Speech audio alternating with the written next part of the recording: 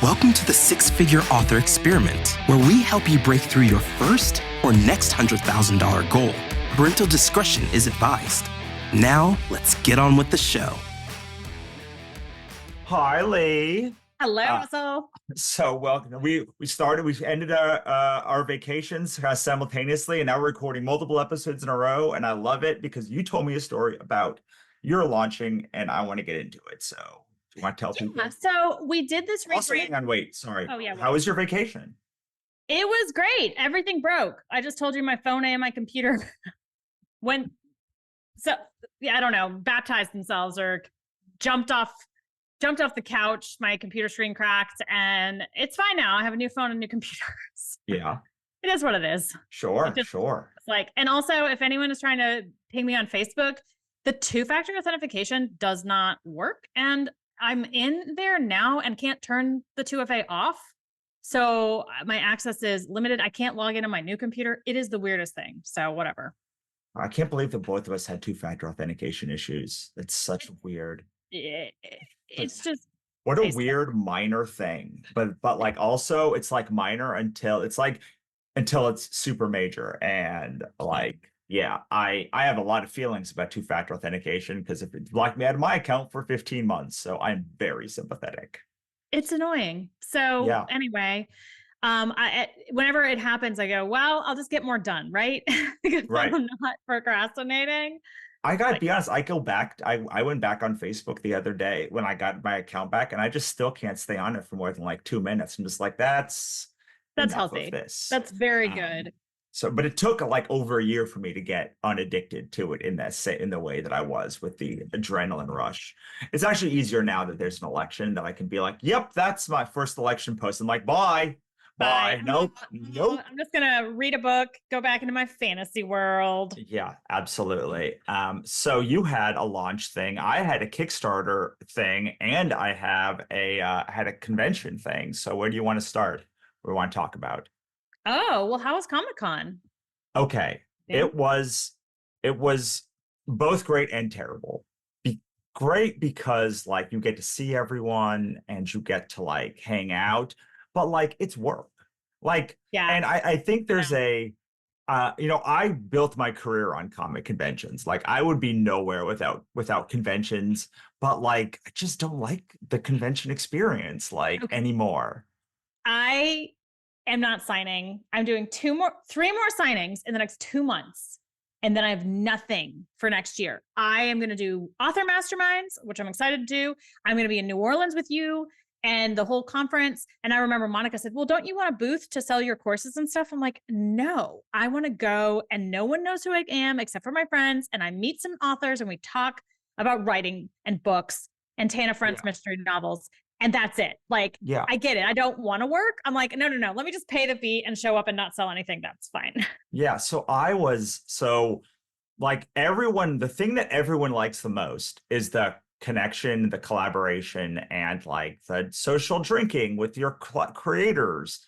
It's a nightmare talking to comic creators about a conference. It's like, because like, they're like, but I don't make any money. I'm like, you don't make any money at the time, but like you guys are like focused on the $20 sales opportunity and you're foregoing the $10,000, $20,000, $100,000 sales opportunity by like going to a place that nurtures collaboration and connection. It's like we met at a conference that was like, I sold nothing. No one sold anything at the thing. It was just all there to like mastermind together.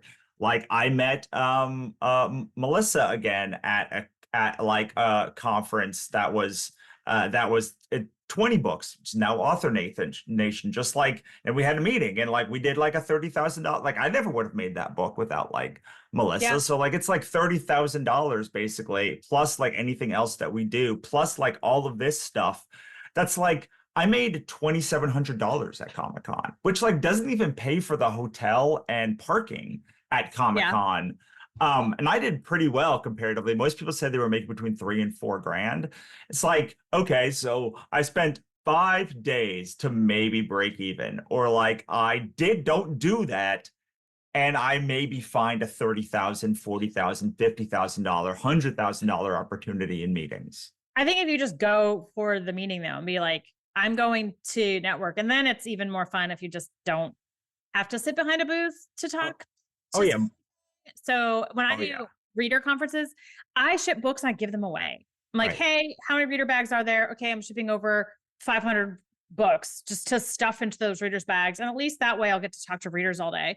I'm Right. hoping to do more like TikTok lives and online signings, like just move the reader interaction to those platforms where the reach is infinite, and just do collaboration where like, why don't you invite all your artist friends to your living room and I'll fly in and we'll just hang out. Right.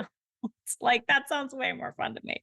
Yeah, and I mean the things that I got out of it were like I had some meetings that went pretty great, I think. I was able to like connect people together, which was pretty great. And I met like readers who liked the books already, but also found new people. The problem is though, you're sitting behind a table for, I mean, 10 hours a day for like 4 days. That is my definition of hell. Yeah. So And you end up maybe one of those hours a day is good. And the other 9 hours are people rejecting you, people saying no, people saying they'll be back, nobody coming through the booth, like not having any traffic. And I don't know, like, I think when you're on the come up, like a conference is great. It gets your pitch down, you like meet new people, but like I'm 15 years into doing this, like people have made up their mind about me in a large measure at a conference. And like, I don't need to be sitting there pitching new people like, hi, I'm Russell. They're like, yeah, I know. I met you 17 years, 5 years ago or 7 years ago. So like, I'd love to have like Lori or somebody come down and just like, I'm there. Lori's my publisher. Like I'll like still get the booth. They set up, like I just like do not have to be there. I do some signings and then like I leave. Cause like I do like Comic-Con, but my friend Chris, I had breakfast with her on Sunday. She's like, I went onto the floor into the convention hall for like 2 hours. And like the whole time. It's like otherwise I was having meetings and like having lunches and having like things and hanging out with people. And I was like, you know, you could do that. New Orleans with us. Cause like that's the entire ethos of like a good conference, I think, is like, how can we facilitate collaborations and hanging out and like swapping stories and just like empathy. Yeah. And just that powwow with 5 or 6 other people around a cocktail or in a hotel room. That is where I have made the connections or had the breakthroughs that have moved my business significantly forward. Yeah. I'm with your friend though. They're like, I sit there and I don't sell anything. I'm the same way. I'm like, if I turn on an ad and it does not sell more than $20 worth of product, I'm turning it off. I'm not going to do it. And the traveling. So anyway, I just said no to signings. Get this. Barnes and Noble, I'm invited to a signing. So that's signing number 3 in September. They're like, great. So we're going to sell your books on consignment. They're going to order a few of mine, but the rest they were like, we'll do them on consignment, which means I bring them in, meaning I front 100% of the cost, which is fine, whatever. They take 60%. Right. So people come to me. I've schlepped the books. I sign them. They do the thing. They go up to the front and Barnes and Noble gets 60% because they have a brick and mortar store and a crap ton of overhead. I get it. But the reason people are coming in is because all these indie authors said, we're doing a signing. So I'm like, interesting. So I'm thinking it's kind of mean of me, but I'm like, I'm just going to give my books away if they're on consignment. Like, sure. That's what I do at signings. I'm like, I just want to meet you. And if you think this is your sort of book, like, here it is, free, signed. I'd love to just be on your shelf. And then I use the Facebook ads to make the money. And so that's my take on things. I realized this after Book Bonanza, which is an incredibly well-run reader event, amazing, awesome. And I was so drained that I said, what is this worth? I'd rather take the money I spent on this amazing event. It's no longer in existence. That was the last one this year. I'd rather take the money and go to the spa and maybe, or fly to see my co-writer or go to New Orleans. And honestly, it'd be less money and less time and less stress. So I am thinking though, I'm going to make a form and people can order signed books from me. Instead of having a shop, it'll just be a little bit more chill. And I will sign the books live and try to get some reader interaction and see if I can build that. I'd rather do one of those a week than do the amount of signings that I've done in the past 5 years. And I haven't done that many because when I started writing books, I was pregnant and I didn't go anywhere. Right. And then I had a baby like in my arm and I didn't go anywhere. And that's why I run the Millionaire Author Mastermind is like, I wanted that collaboration with authors and I couldn't physically go to a place like New Orleans. Right. And now that I can, I do take advantage of it. Yeah, it's interesting. I think that Author Nation has a really interesting idea of what they're going to do, which is like they have a direct store. You put their stuff in their direct store, they print it, they ship it, you sign it. I mean, you pay like they are taking like I don't know what their fee is or like whatever the thing is, but the idea is like they're going to have like a direct shop integration and they're going to be doing printing. And I'm like, that sounds pretty good. That's nonfiction, right? No, or because they're doing a reader event on Friday, which is they're like they used to only be for authors who came, but like they're doing like a big push and like a fantasy ball and gala, and like they're bringing in like Kevin Smith to help excite readers to come. But like I like the idea that like I have to just put it up like I put it up on Amazon and then like people can order it or not. I think like it was something like if you spend $100 on their shop, like you get a free ticket or something too. So like there's like a bunch of things that I don't know. I'm kind of opposed to having a reader event at an author conference because then it feels like work. But like I think that like a reader conference could maybe get like more excitement if they like had their own shop. And I'm like 99% sure they're like Joe's like gonna license that out to other people. Like, why would you not if you could do that? But yeah, I mean, I love your idea of like shipping in like just shipping books and being like stuff these in bags. I've seen it done at Worldcon, seen it done at World Fantasy, and those are the only two shows I've ever seen like them ask people, hey, do you want to give us LostCon, I think does it? Do you want to give us like 100 copies to put in bags? And I'm like, yes, I would totally want to do that. Like, then I don't have to worry about it. Then it's a you problem, not a me problem. You just do that. Then you get a banner with your name at the top. So when you take a picture in front of it, your name's above your head and the banner matches the book cover. Yeah. Vanessa Vale taught me this. She was like, this is how I do conferences. I was like, that's genius. Done. Yeah. And now I'm like, well, or I could just not do conferences. Ha ha ha. So, well, that's where I'm at. And it's still going to be fun to do the 3, but I had some choice words to say, and a friend is posting in Millionaire Author Mastermind, like, wait, Barnes & Noble wants us to bring the books and then give them 60%. Yeah. And we're so indie minded. We're like, wait a second. Right. It's like, I've done events at Barnes & Noble where they bring the thing in. Like they bring the books in. One book, and I'm like, one of they asked for a list, and I was like, well, here's the list I would promote. And apparently the other 2 were too like racy or something, and they were like, we're not ordering those. I don't know. Well, then they ship the books back. Like they're like, we'll order them, and then they'll ship them back, and they get charged back.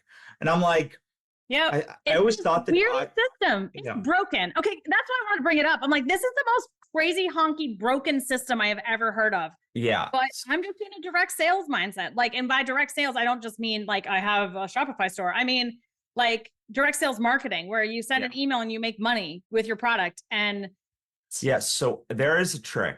It's kind of a sneaky Pete trick where like bookstores can't send back books that are signed. So if you just sign all of the books that are there. That's right. I did learn that. And you're like, I don't know. In fact, I'm just going to tear up the cover and throw it in the dumpster then. Bookstores, but that's okay. Because like then I don't get the chargeback for it. I don't want them to do that, but like bookstores don't like when you go in there to sign books often because like they're like, I can't now send it back. But authors should do it anywhere they go because they can't send it back, 1, but 2, like then they move it to the autograph shelf, which is always in the front of the store. So if you are a published author, if you're like a traditionally published author, like my friend will like drive between conferences that he does. And like, he also is like a speaker and he's like, I will stop at every bookstore. And he had to deal with Tor. He became one of their best-selling authors because he would sign the books and they would move to the front of the store, spine out. I mean, front fit. And the amount of like, it's something like 80 or 90% of book sales happen with the Yeah. books And that are like that they can see the cover comparatively to when they're like on the shelf. on the spine. And Yeah. book publishers spend so much on what they call merchandising to get that front of the store Right. space. Just like Kellogg's is trying to put their breakfast cereal on the end of the aisle. It's just such an interesting world. So now I've complained about that. I can complain about my launches next. Sure. We're just going to call this We Complain About Things. Well, Lee and Russell complain about random things. Art. in public, it really is, because they're like, oh, well, there's a purpose to this, but I just want to be upfront with everyone. I was on the QA. I did not feel like the big trilogy launch that I had geared up, like, oh my gosh, all these books, hundreds of thousands of words, we're going to publish this. It didn't go badly, but it didn't go supernova. And I'm like, well, that's a failure, Right. which is dumb, but that's where I'm at. And I don't know if it's just launching a trilogy on the store is so weird or whatever. And there's fans, like people are emailing about it. They're asking for the other books. I saw 2 comments in our Right. reader groups, like, who is next? When's the next one out? That's always a good sign. And Wait, was that on a direct sales store launch, or you said, or is it like on retailers and everywhere launch? we launched it everywhere. We launched it everywhere all at once. Mhm. So the direct store and Amazon like went live. We did a direct store a couple of weeks early, but most of the sales come from Amazon, which is interesting. Also, my ads guy did all the numbers for this year, January through July, and he's like, there's no correlation, there's no spillover effect, which I've been telling everyone that there's a halo effect for how many podcasts. I think there was one last year, and when we started the direct store, like, because I just it wasn't making sense that the series was doing so well on Amazon without a launch. Usually we're propping it up with launches, but I'd have to do the data. So apologies to everyone that I lied to for the past couple of. Well, I podcasts. also, I feel like if you even only get a spillover effect for 6 months, like, Yeah, because like at Steve some said point, you Steve know, like- Piper was like, oh Right. yeah, that halo effect is great when it happens. And I was like, oh, I guess it will end soon. With all the launching we did do, the series is fine. Like, we're making tons of money. It's fine.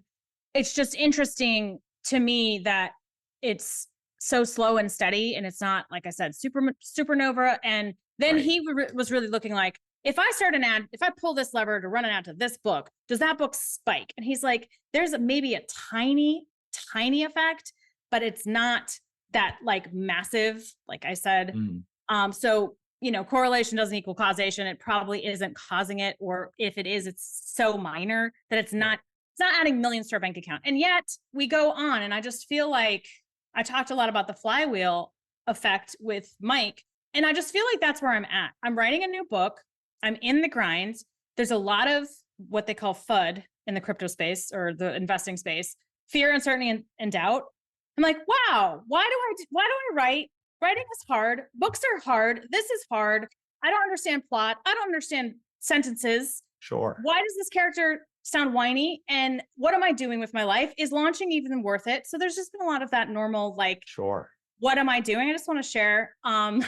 This is very relatable content for me. So I'm please just keep going. I don't know. All I can say is when I look back, when I do see the reader comments, I save them, guys. Because sometimes you get up and you're like, well, this plot isn't working and I have to cut 20,000 words out of 44,000, whatever, or completely rewrite. I got 2 beta readers and they both said contradictory things. Right. And I'm going, but I am grateful I wrote that last book, that last trilogy. I am grateful for the money it has made, which, we've paid off our mortgage, so we're fine, but the lights are still on, whatever, it's good. Right. And when I do look at like, what am I doing? It's not always like for those exciting moments when I ink the deal with a publisher to do a comic, which you've told me comics don't make any money. I'm very money motivated guy. So we'll come back. Oh, I think our is going to be the exception. Like, well, I'm now, and then you say that and I'm really nervous. So that's where I'm at. And it's okay because I had a midwife and a doula. A doula helps the birthing person in the birth, right? The one doing all the work. And my doula said, there will be a time when you look at me and you go, I can't do this. And you will be so far along in labor that the baby is about to be out.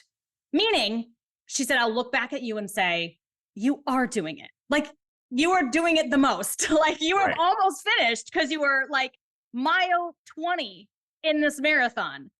Right. So that's where I'm at. I think that's so interesting because like I spend a lot of time with a book that I have not talked about for a long time at Comic-Con. Like, so I talk a lot when I go to conventions about Cthulhu is Hard to Spell, which is like big, broad anthology, like very easy to conceive of, like very sellable. And like, I don't have a lot of personal stake in it because it's 70 creators each time. It's like I'd had my part, like Chris co-edited it with me. Like I only singularly edited one of these three books. Like each one kind of like lives on its own. And like I can even look at bad reviews of the books and not have any feelings about it. Ichabod is different. Ichabod is a psychological mind screw book. It's in a very weird art style. It is from the darkest, deepest time in my life. It's even hard to think about that time in my life without like going. And so I spent like a week like mired in this book, watching people like not respond to it and then respond to it and thinking like, what is even the why here? Like, and then people will come and be like, someone came at the very end and was like, I didn't know there were three more books. I would like them all. And like, I mean, we sold well. Like, I mean, we sold like 200 or so copies. So it's not like we sold terribly, but like those little moments, you're like, oh, like, how do I extend it? Because like the highs like blip like this, and the lows seem to like just drag on forever. And I'm like, how do I get this nice blip to like extend out a little bit to like, how do we make this like a pool instead of a wave? So like it feels good for a little bit longer. And I learned long ago that a sale lasts me 15 minutes of high. So if I make a sale every 15 minutes, I can maintain that high all day. But if it ever goes more than 15 minutes, suddenly I'm like, I crash real low down. And I think that like from my experience working with authors, the spike when you first the rank going up so high, like, and then coming back down so low, like it affects it affects people in that like, oh, well, my book's not one anymore. So like, where's the high? And I do wonder if over time, like having 10 or 20 sales a day every single day, or 50 sales or 100 sales a day, like improves authors' mindset because they can wake up and reliably have a baseline. I know that with Substack, I reliably have a baseline of money. For the first time in my entire life, I have never, ever, even when I worked in sales. So like I've never had a consistent like money baseline of a month. And like it is wildly different to wake up and be like, yeah, I mean, either way, I'm going to make like $1 or $2 this month. Like I have clients that pay me on a monthly retainer, and I'm like, oh, like I have all of these together means like I can't, unless one of these clients breaks, and one of them like broke earlier this year and drove me crazy because I make like a tenth of what I made from them now. But like even with that, it's like there's a baseline. It doesn't have to shoot up, which is one of the most interesting things I think about like doing this now for 10 years. It's like without that spike 10 years ago, like, were you going to make any money though? I don't know. Not nearly as much money. Yeah, I guess that's what I'm complaining about. I was like, everything is so slow and steady. And that is what I've been working towards for years. And now it is there. And I'm like, but there's no highs. And there's also something to be said, like, yeah, so I did a Kindle Unlimited launch with another co-writer who feels more comfortable with our books in Kindle Unlimited. And that one has also been slow and steadier. We hit higher in the store. We were number one in Mafia Romance, whatever. But I'm like, but we're not number one in the entire store. Right. We're at 300 in the store. And we're sticking there, which is, again, slow and steady income. Like, and I'm whining about it. And I'm like, well, what? Stop, and well, it's because you acclimate to your level of success, whatever it is. Feeling, and I can have that feeling about doing my words and then being like, okay, I wrote that scene, and have that just reproduce that 15-minute happy feeling. And Renee and I talk about that in our woo-woo manifesting course all the time, because anything you want, all you're chasing is that feeling. You're like, this feeling of contentment, this feeling of freedom, this high, this is the endorphin rush, the euphoria, and you Well, can give yourself that feeling. you said something on what I was, I don't know, I was complaining about something and I was like, I launched something and it wasn't going well. I forget. It was like something, one of the very few Facebook posts that I write nowadays. And you were like, what are you going to do to celebrate? And I was like, celebrate, but this didn't go well. And I was like, no, I like did it. The book came out, like that is the only thing you can really control in this world is like the quality of the book. And even then, that's nebulous. Like the way you feel about the quality of the book and not how anyone else feels about the quality book is like all you can really control. You can't control whether it spikes to one, can't control whether like it raises $50,000 on Kickstarter. All you can control is like the packaging that you did and then hope that it like breaks out, right? Yeah, and packaging can change, which the newest launch I'm doing is a repackaging, and we're already repackaging the trilogy that I launched wide earlier this year because we think discrete covers will do better. And we don't know, we have to test it and it could be a total flop. Well, I will tell you how I'm feeling publicly. But when I said that celebration comment, which was right after you said, sometimes I'm just posting, I don't want help. And I was like, whoops. But I did genuinely find it helpful when I hit for so long, my goals are very money related, and it was like 100 grand in a month, and I hit that, and then my income kept climbing, and I was like, well, why not a million in a month? Sorry, 100 grand in a year. And I'm like, well, why not 100 grand in a month or whatever? But a million a year, and I hit that, and then didn't feel any different. In fact, I felt pretty sucky because my hips hurt. I wasn't doing good things for my back. I needed to like fix my body and stop working so much, hunched over a computer. But I went out and bought a pair of earrings a month later, and that's when I felt like I did a thing. It is nuts to go, well, I made this much. Why not 10x it? And I talk about that in business all the time, but I literally did it. And now I'm like, well, what's the next monetary goal? And it's just, I'm just so comfortable. Like money isn't, I still talk about it all the time, but every time I'm trying to motivate myself for money, I'm like, I don't know. So maybe I just need to motivate myself with more earrings or something, because buying those earrings, I call them my millionaire earrings. And I was like, this feels like I did something. And Justin and my husband and I have this dating routine where we would go out for sushi. And every time we were out there, we were like, oh, we're celebrating this or this or this. And now it's to the point where we go to sushi first, and then we decide what we're celebrating. And that's fine, because there's always something. Always something. And it feels good. And when I look back on my life, I actually remember those sushi lunches more than, and the earrings more than the down days, more than like the money. Like the numbers are always changing and it's all over the place. And my feelings about my books also change. Like I have a honeymoon period.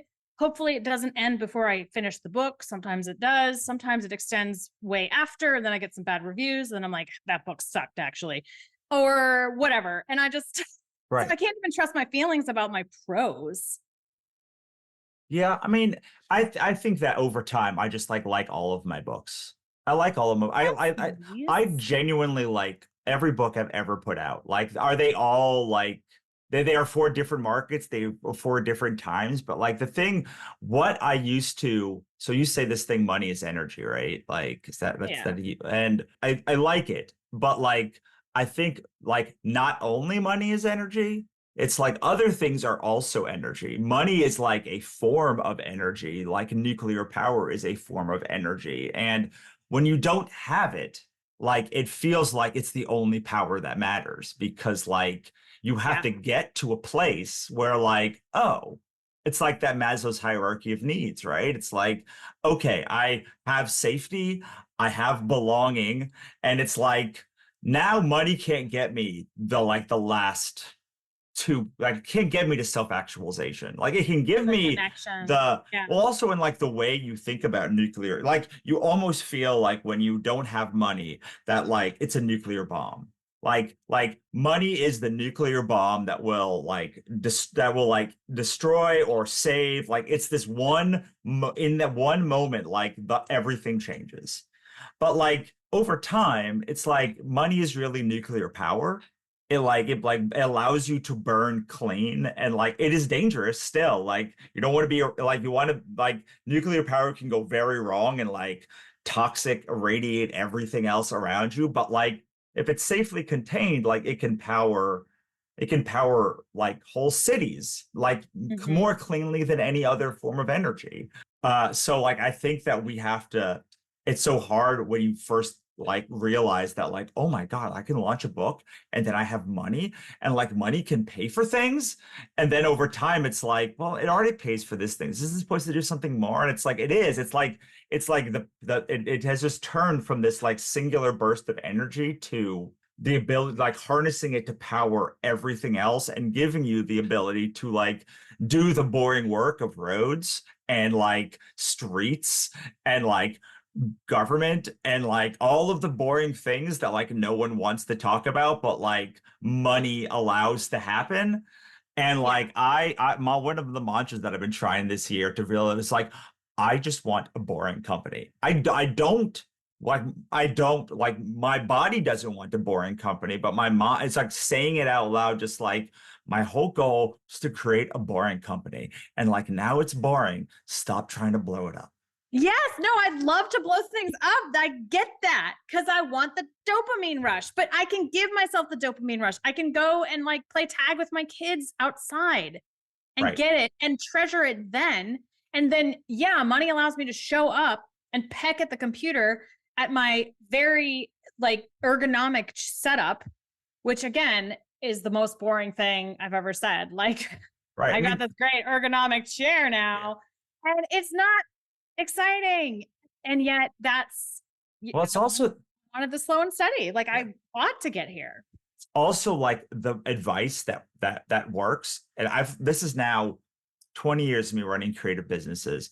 The one thing I can say for sure is that the anything that works long term is boring. And nobody wants to talk about it, and no one wants to run webinars about it, and like no one wants to like make a podcast about the boring launch mechanics of like how things actually function, because they want to be like, yo, just like send your book to 100 influencers and they'll love you and then like you'll get 1 million sales. And like that sounds like fun and interesting and like, but it's like that's like a fifth layer thing that you're doing. It's like, well, books work, Facebook ads work, other ads work, I'm capping out on Amazon, whatever. All of these things are like, these are working. And so like now I'm like, well, what do I do now to like bring in even more things? Like now it's like now I'm doing influencers and I'm doing all of this stuff, but like it's always these like shiny pebbles. And one of the things that I have that has attributed to my success is I am willing to keep looking at the boring thing, even when everyone else does the other thing. And it's not sexy. And most of my books are like just business fundamental books, but still, like, it's still true. Like, the people that, like, the Warren Buffett school of investing is like, I don't know, pick 20 things to invest in and just like hold them for decades. Yeah, that's him. And if he says if you have under $1 million, just invest in an ETF that tracks the S&P 500. And as someone who has done the picking and the ETF thing beats it out, and it is so boring. It is so boring. I wanted to say I'm a little worried because I run the Millionaire Author Mastermind Facebook group, right? And people sometimes post about like a flood of money, and then I've watched like over the months, maybe like things don't continue at that same rush excitement, but they bought a Mercedes. And I'm like, okay, that's cool. Like, whatever. I just told you to buy earrings and celebrate, right? And yet, if you are lucky enough to be going through that dopamine rush, excitement about a bunch of money coming in, please, please save it.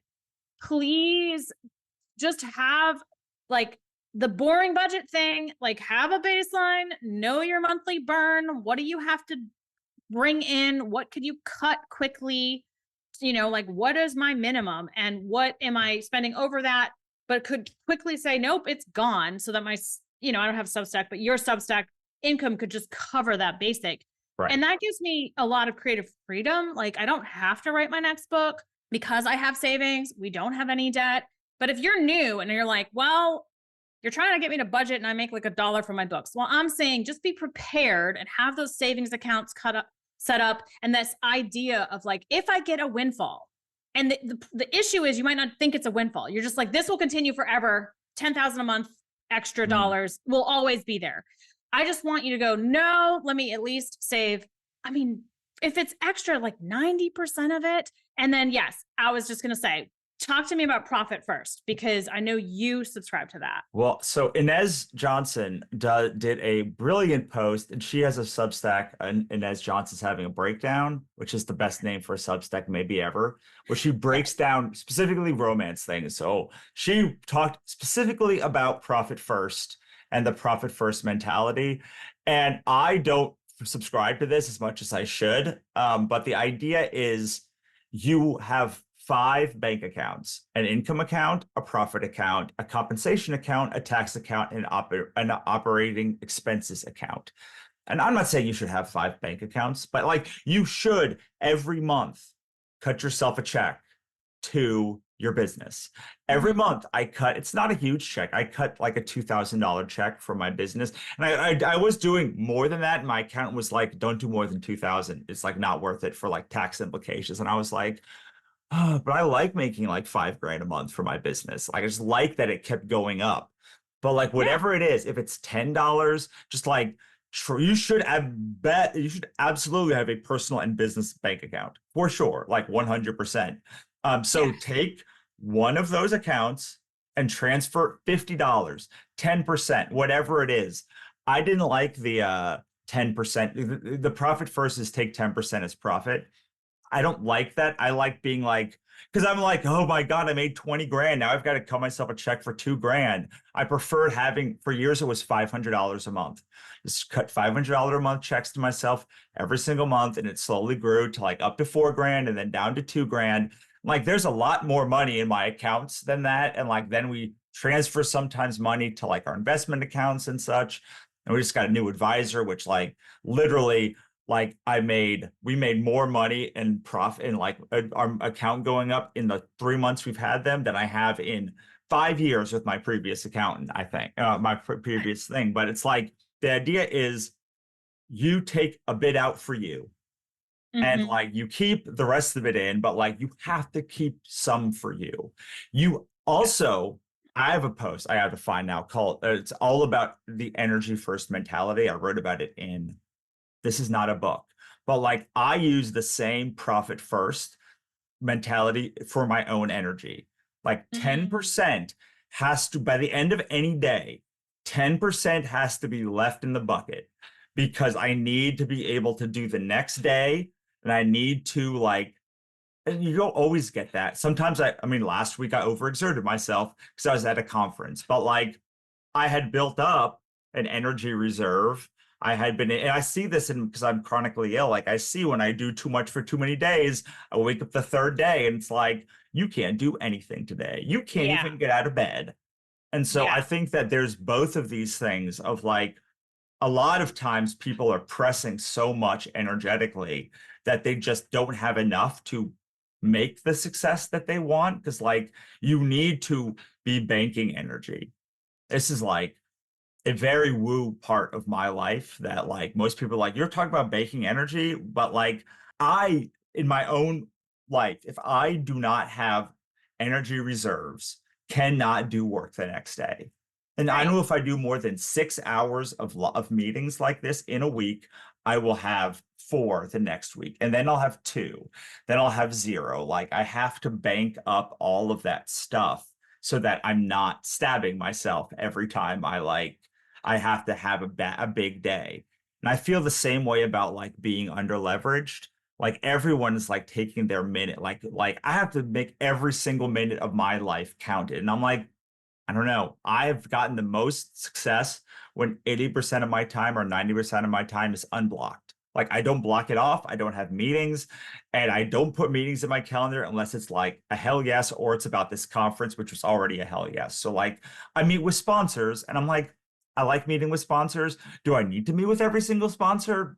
Probably not, but like I will do it because the conference is a hell yes. And there are elements inside of that hell yes that might not be hell yeses, but you're kind of taking it as a package. It's like, do I want to go and do X, Y, and Z for my series?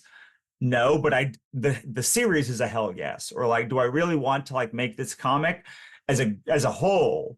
It's a hell yes. But like 10% of it is a no, I don't want to do that part, which you then have to hire out. Or sometimes that 10% becomes an 80%. And that's when it's like, well, this project is no longer a hell yes, I'm done with it.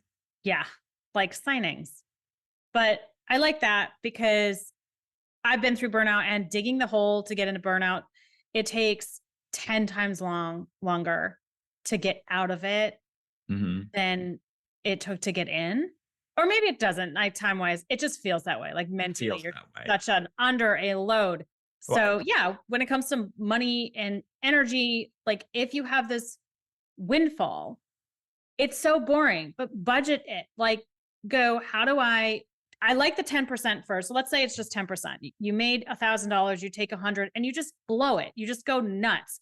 Or you pay yourself, meaning it's in your accounts and it's yours and you feel like you've done something. You feel like you've rewarded yourself.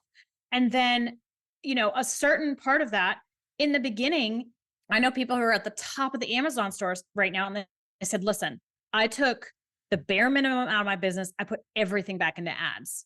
And they just decided to run an ad heavy business. And that's how they did it. And I see them at the top of the store all the time, every single book. So whatever, but you could say like 40%, and then that leaves 50%. So $500. Again, sit on the money, like get used to having money in your account. And if you're not used to it, I have a very woo-woo exercise where you print out your bank statement and you put in the totals you want and you get used to looking at your bank statement. And I do this online when I do it in tracking sheets, but I also did it physically. And my husband would find the bank statement and be like, what is this? Like it has your little scrawl on it that says we have $40,000 in our account. This is bananas.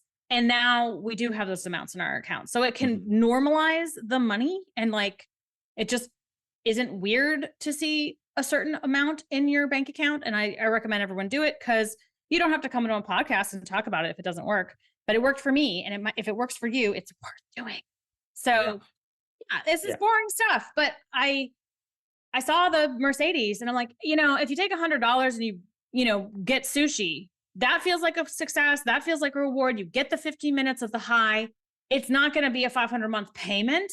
I was like, but what if you don't make that same high amount month over month over month?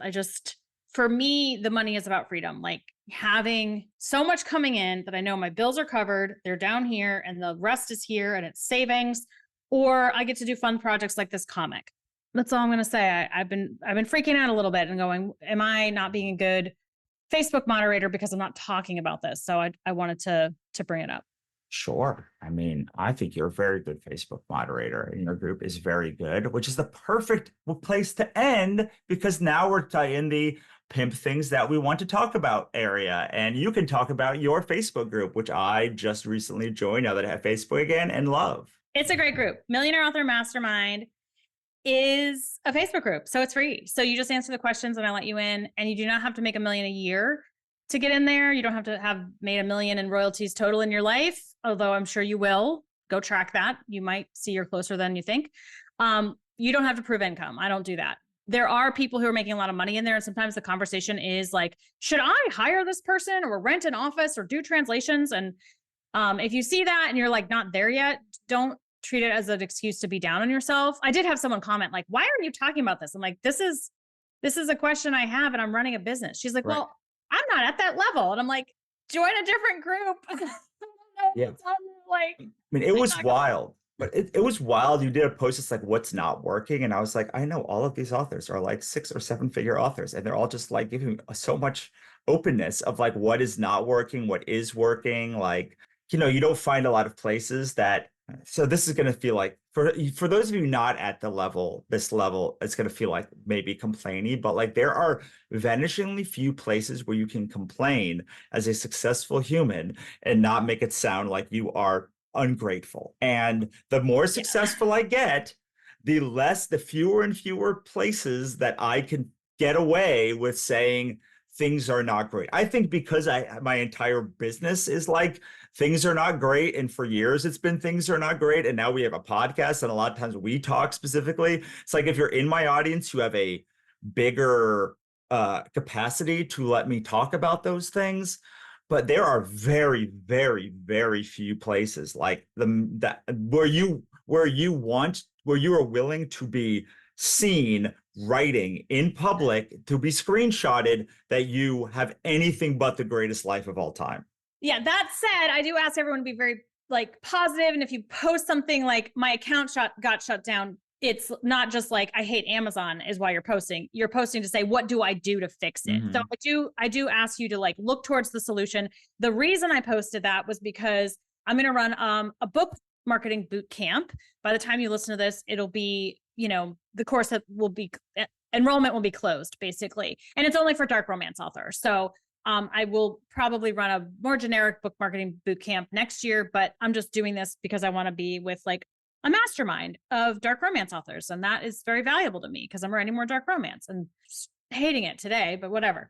Anyway, all this to say, you can join the group and be positive and find your people in there. And when you post, just put a positive spin on it. And I did the post like what's not working, because so many people think they have to do everything. And sometimes you're like, well, this isn't working for me and it's sucking 80% of my energy. And that is something you should just cross off your list.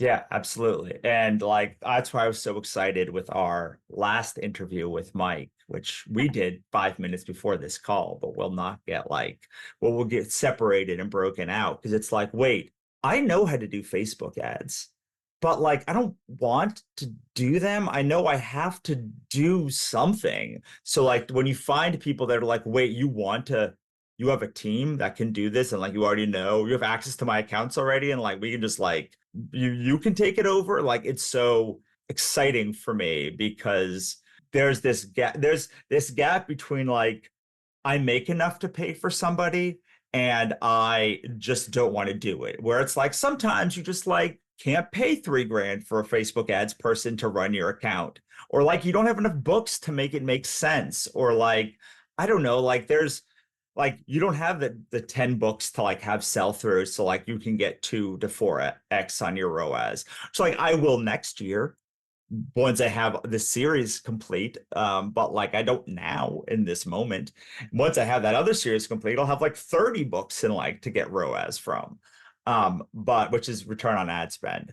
But there is a point where you're like, well, I make $20 a month on books, and like, I don't really like, I don't want to do it, but like, I got to do something. And so a lot of times you do just have to, and I talked about this, maybe we talked about this a couple of weeks ago, but like, you just cut to the bone. You just have to cut to the bone to like, now I'm not doing those things.